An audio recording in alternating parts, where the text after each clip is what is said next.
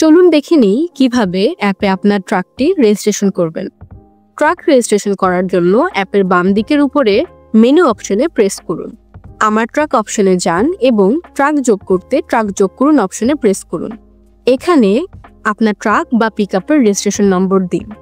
ট্রাকটি কোন ব্র্যান্ডের এবং কি ধরনের, খোলা ট্রাক নাকি কাভার্ড ভ্যান তা জানিয়ে ট্রাক যোগ করে এগিয়ে যান বাটনে প্রেস করুন।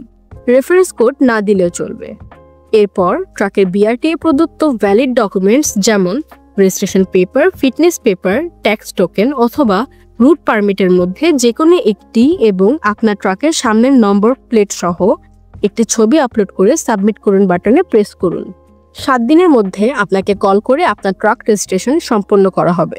পুনরায় অন্য একটি ট্রাক রেজিস্ট্রেশন করতে হলে আপনি একই নিয়মে রেজিস্ট্রেশন করতে পারবেন।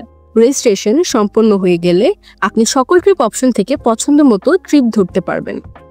এই ভিডিওতে ট্রাক রেজিস্ট্রেশন করার নিয়ম আপনি নিজেই শিখে ফেলেছেন। এবার চলুন ছোট একটি প্রশ্নের মাধ্যমে একটু জ্ঞান চর্চা হয়ে যাক।